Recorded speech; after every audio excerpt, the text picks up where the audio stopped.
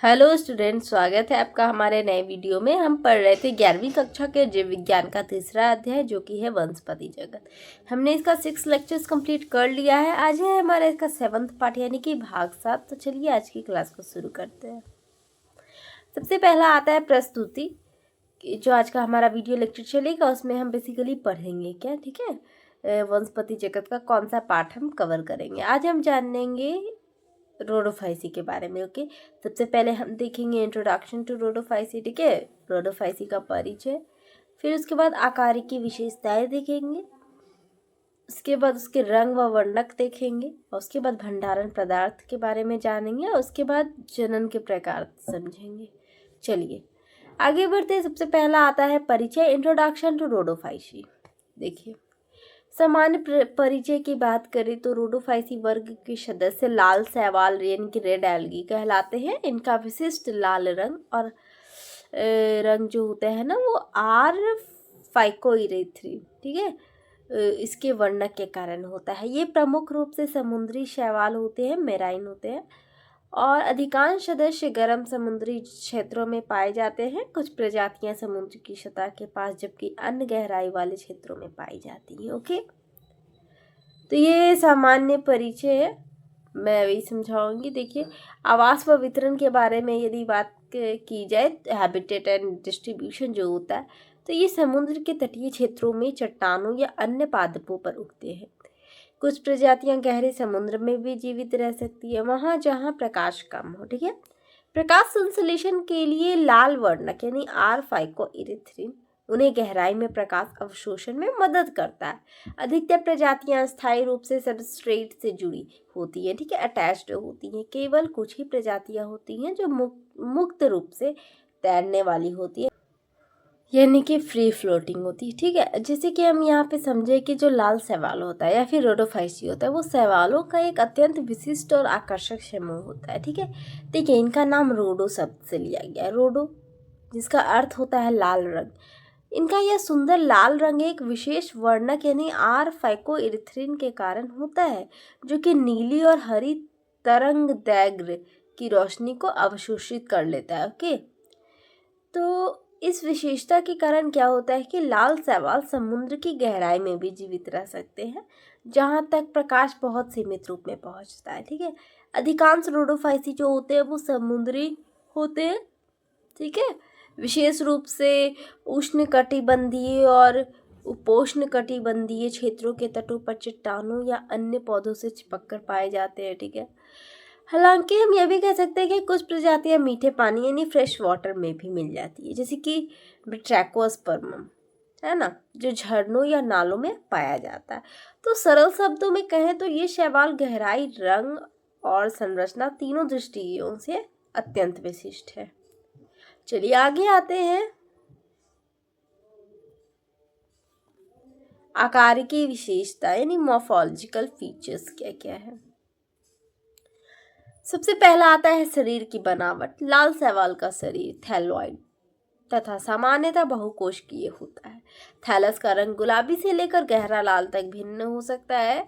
कुछ प्रजातियों का शरीर सूक्ष्म पतली तंतुमय संरचना वाला होता है, जैसे कि पॉलीसाइफोनिया होता है। आप इसका पिक्चर भी देखिएगा, ठीक है, पिक्चर दिया हुआ है आगे में, ठीक है, एनसीईआरटी में दिया हुआ है, वो पिक्चर मैंने यहाँ अटैच किया है। फिर एक कुछ में जटिल उत्तक सदृश संरचना पाई जाती है, जैसे कि ग्रेसिलेरिया जेलिडियम। ओके, इनके शरीर में सामान्यतः जड़, तना, पत्ती जैसा विभेदन नहीं होता है। हम बात करें कोशिका संरचना की, तो कोशिका भित्ति सेलुलोज और पॉलीसल्फेटेड यौगिकों यानी एगर कैरागिनैन से बनी होती है। कोशिका में एक स्पष्ट केंद्रक यानी न्यूक्लियस, क्लोरोप्लास्ट और वैक्यूल पाए जाते हैं। क्लोरोप्लास्ट में क्लोरोफिल ए और डी तथा फाइकोइरेथ्रिन, फाइकोसाइनिन होते हैं।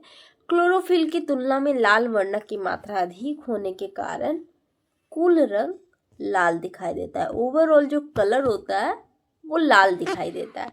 तो यहाँ पे आप समझ सकते हैं, जब हम मॉर्फोलॉजिकल फीचर्स की बात कर रहे हैं तो लाल शैवालों का जो शरीर होता है थैलॉइड प्रकार का होता है, जो कि मैंने एल्गी के टाइम बताया था जब एल्गी का इंट्रोडक्शन दे रही थी। यानी कि इनमें जड़, तना या पत्ती जैसे अंग नहीं होते हैं। फिर भी इनका जो शरीर संगठन विविध और विकसित रूप में पाया जाता है। पॉलीसाइफोनिया की बात करें तो ये पतले शाखी तंतुओं से बना हुआ शैवाल है। ग्रेसिलिडिया और जिलीडियम की बात करें तो उत्तक सदृश संरचना वाले हैं जो कि देखने में पौधों जैसे लगते हैं।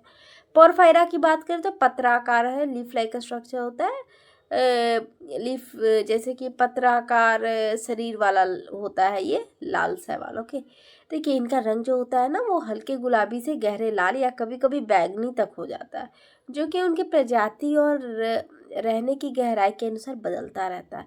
देखिए जितना अधिक गहरा पानी होगा उतना गहरा रंग होगा। कोशिका भित्ति जो होती है वो सेलुलोज और पॉलीसल्फेटेड यौगिकों जैसे कि एगर कैराकिनेन से बनी होती है, जो यहाँ लिखा हुआ है।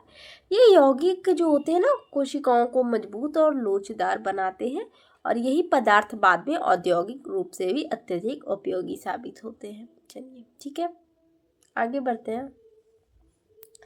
आगे आता है रंग व वर्णक यानी कलर एंड पिगमेंटेशन।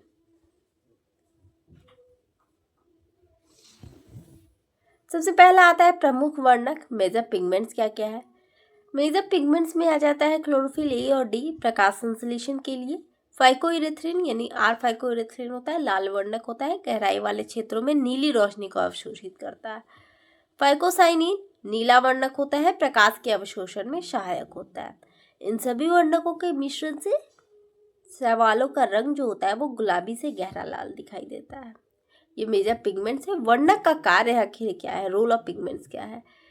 देखिए आर फाइकोइरेथ्रिन और फाइकोसाइनिन विभिन्न तरंग दैर्घ्य की रोशनी को अवशोषित करते हैं। डिफरेंट वेवलेंथ जो होता है उसको अवशोषित करते हैं। ये वर्णक शैवालों को गहरे समुद्र में प्रकाश संश्लेषण करने में सक्षम बनाते हैं। यही कारण है कि रोडोफाइसी सतह से लेकर समुद्र की गहराई तक पाए जाते हैं। ये जो वर्णक होते हैं पौधों के अनुकूलन एडेप्टेशन का उत्कृष्ट उदाहरण है। यहाँ पे आप समझ सकते हैं जैसे कि लाल शैवालों की सबसे पहचानने योग्य विशेषता क्या क्या है, तो वो इनकी वर्णक प्रणाली ही होती है। तो इसमें 4 प्रमुख के वर्णक पाए जाते हैं जो कि मैंने बताया। ठीक है, हो जाता है क्लोरोफिल ए, क्लोरोफिल डी, फाइकोइरेथ्रिन जो कि लाल होता है और फाइकोसाइनिन जो कि ब्लू होता है। फाइकोइरेथ्रिन की बात करें तो प्रकाश के नीले भाग को अवशोषित करता है, इसीलिए ये शैवाल उन गहराइयों पर भी प्रकाश संश्लेषण कर पाते हैं जहाँ जैसे कि हरे या भूरे शैवाल नहीं पहुंच सकते हैं। तो आप इसे ये भी याद रख सकते हैं जैसे कि क्लोरोफाइसी हो गया, क्लोरोफाइसी में क्लोरोफिल ए और बी होता है जिससे हरा रंग होता है। फियोफाइसी में फिकोजैंथीन होता है उसके कारण भूरा रंग होता है। और रोडोफाइसी में फाइकोइरेथ्रिन होता है जिसके कारण लाल रंग होता है। फाइकोसाइनिन होता है जिसके कारण ब्लू रंग होता है। ओके, चलिए आगे देखते हैं। आगे आता है भंडारण पदार्थ यानी स्टोर्ड फूड।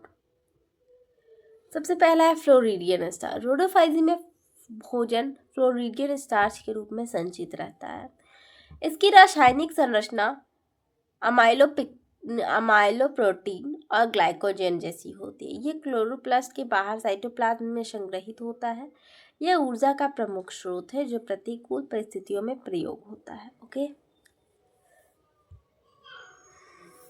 अन्य भंडारण पदार्थ की बात करें तो कुछ प्रजातियां तेल बूंदों यानी ऑयल ड्रॉपलेट्स या प्रोटीन कणों के रूप में भी भोजन संचित करती है। कोशिका भित्ति में उपस्थित पॉलीसल्फेटेड यौगिक यानी एगर कैरागिनैन भी कार्बोहाइड्रेट का रूप है। तो ये पदार्थ शैवाल को लचीलापन व सुरक्षा प्रदान करते हैं। ठीक है, तो फिर आप बेसिकली यहाँ पे भंडारण पदार्थ की यदि हम बात करते हैं तो यहाँ पर आप देख सकते हैं कि लाल शैवालों में भोजन जो होता है फ्लोरिडियन स्टार्च के रूप में संचित होता है। यह क्लोरोप्लास्ट के बाहर साइटोप्लाज्म में जमा होता है और यह समान स्टार्च से थोड़ा अलग संरचना वाला कार्बोहाइड्रेट होता है। ठीक है, तो यह उनके लिए ऊर्जा का प्रमुख स्रोत है जो कठिन या अंधेरे वातावरण में जीवित रहने में सहायता करता है। ओके, इसके अलावा हम कह सकते हैं कि कई प्रजातियां भोजन को तेल बूंदों यानी ऑयल ड्रॉपलेट्स या प्रोटीन के रूप में भी संग्रहित करती है। उनकी कोशिका भित्ति में मौजूद अगर और कैरागिनैन भी कार्बोहाइड्रेट आधारित पदार्थ है जो कि कोशिका को सुरक्षा और लचीलापन प्रदान करते हैं और इन्हीं यौगिकों का उपयोग उद्योगों में किया जाता है। ओके, तो आगे देखते हैं। आगे आता है जनन के प्रकार यानी modes of reproduction in Rhodophyceae. कायिक और अलैंगिक जनन, वेजिटेटिव एंड एसेक्सुअल रिप्रोडक्शन की बात करें तो कायिक जनन विखंडन द्वारा होता है। थैलस का कोई भाग टूटने पर नया पौधा बन सकता है। अलैंगिक जनन की बात करें तो अचल बीजाणु नॉन मोटाइल स्पोर्स द्वारा होता है। बीजाणु सामान्यतः स्पोरेंजिया में बनते हैं और जल में फैलते हैं। लाल शैवाल में कोई चलायमान यानी फ्लैजेलेटेड बीजाणु नहीं होता है। तो ये रहा, जैसे कि लाल शैवालों में बेसिकली जो होता है वो जनन के 3 प्रकार होते हैं, कायिक, अलैंगिक और लैंगिक।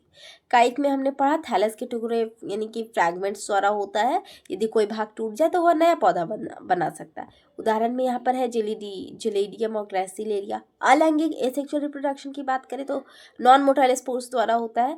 इनमें कोई कशाभिक, ठीक है, फ्लैजिला नहीं होते हैं, इसलिए ये जल में स्वतंत्र रूप से नहीं तैरते हैं। बीजाणु जो होते हैं स्पोरेंजिया में बनते हैं, अंकुरित होकर नया पौधा बनाते हैं। आगे आते हैं लैंगिक जनन की बात करते हैं। लैंगिक जनन विषम युग्मकी oogamous होता है। नर युग्मक स्पर्मेटियम और मादा युग्मक कार्पोगोनियम दोनों अचल, ठीक है, नॉन मोटाइल होते हैं। निषेचन के पश्चात निषेचन उत्तर विकास पोस्ट फर्टिलाइजेशन डेवलपमेंट होता है। इस विकास से बीजाणु उत्पन्न होते हैं जो नए पौधे बनाते हैं। यह विशेषता रोडोफाइसी को अन्य शैवाल से अलग करती है। बेसिकली सेक्सुअल रिप्रोडक्शन में होता है कि लैंगिक जनन जो होता है वो oogamous होता है। नर युग्मक को स्पर्मेटियम और मादा युग्मक को कार्पोगोनियम कहते हैं। दोनों ही नॉन मोटाइल होते हैं। यह रोडोफाइसी की एक विशेष पहचान है। निषेचन के बाद जटिल निषेचन उत्तर जो होता है विकास पोस्ट फर्टिलाइजेशन डेवलपमेंट होता है, जिसमें बीजाणु बनते हैं। यही आगे चलकर थैलस भी बनाते हैं। तो यह जटिलता जो है रोडोफाइसी को अन्य सभी शैवालों वर्ग से अलग और उन्नत बनाती है। तो ये डिफरेंट हो गया। उदाहरण में आता है, समान उदाहरण में आप देख सकते हैं पॉलीसाइफोनिया है, जटिल तंतुमय संरचना वाला है। ग्रेसिलेरिया की बात करें तो औद्योगिक दृष्टि से महत्वपूर्ण लाल शैवाल है।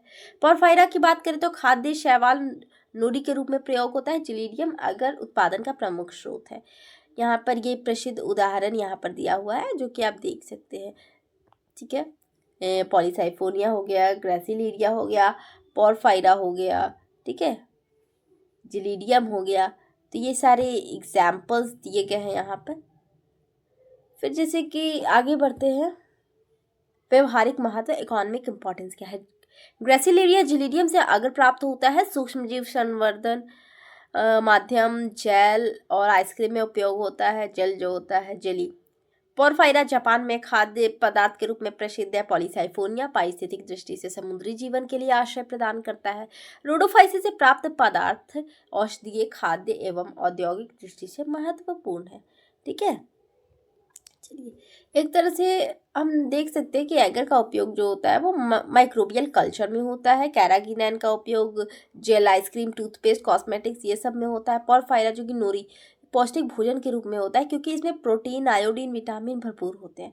इसके अलावा हम यह भी देख सकते हैं कि कुछ लाल शैवाल जो होते हैं समुद्री जीवों के लिए आश्रय स्थल है यानी हैबिटेट प्रदान करते हैं, जो समुद्री पारिस्थितिक संतुलन में योगदान करते हैं, ठीक है।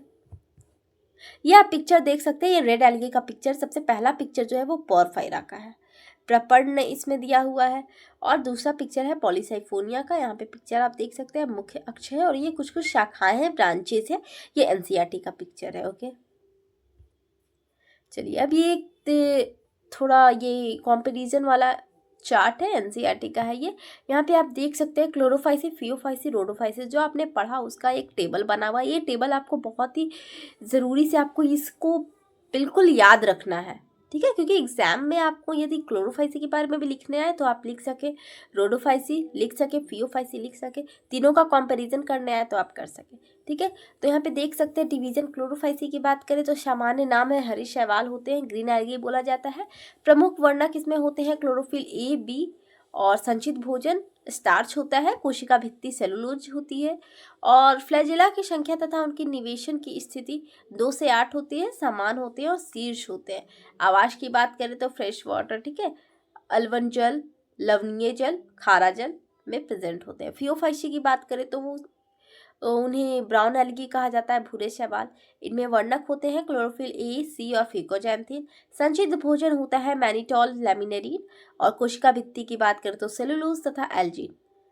फ्लैजिला की संख्या 2 होता है, ठीक है। उनकी जो निवेशन की स्थिति होती है असमान पार्श्व होती है। आवास की बात करें तो अलवन जल में बहुत कम होता है, खारा जल और लवणीय जल में होता है। रोडोफाइसी की बात करें तो इनका सामान्य नाम है लाल शैवाल और प्रमुख वर्णक है क्लोरोफिल ए, डी, फाइकोइरिथ्रिन। संचित भोजन होता है फ्लोरिडियन स्टार्च और फिर कोशिका भित्ति सेलुलोज की होती है और फ्लैजिला इसमें होती ही नहीं है, अनुपस्थित है। आवास इसका है अलवन जल, कुछ होते हैं खारा जल और लवणीय जल में बहुत ज़्यादा होते हैं। ठीक है, तो फिर आगे आता है निष्कर्ष। सारांश में आप देख सकते हैं रोडोफाइसी वर्ग के सदस्य लाल शैवाल कहलाते हैं। प्रमुख वर्णक फाइकोइरिथ्रिन, फाइकोसाइनिन है। अधिकांश सदस्य समुद्री और बहुकोशिकीय है। भोजन फ्लोरिडियन स्टार्च के रूप में संचित होता है। बीजाणु और युग्मक अचल नॉन मोटाइल होते हैं। लैंगिक जनन विषम युग्मकी है और निषेचन के बाद विकास होता है। उदाहरण में आप ले सकते हैं पॉलीसाइफोनिया, ग्रेसिलेरिया, पोरफायरा और फिर जिलीडियम। ये आपका एग्जाम्पल दिया है। चलिए आगे आता है संक्षेपण। आज की क्लास में हमने क्या क्या पढ़ा। आज हमने पढ़ा परिचय, ठीक है, इंट्रोडक्शन टू रोडोफाइसी। फिर हमने देखा आकार की विशेषताएं। उसके बाद हमने रोडोफाइसी के रंग व वर्णक देखे। फिर हमने भंडारण पदार्थ के बारे में जाना और फिर जनन के प्रकार समझे। ठीक है, तो फिर धन्यवाद। मिलते हैं हम लोग अगले वीडियो में। Okay, thank you.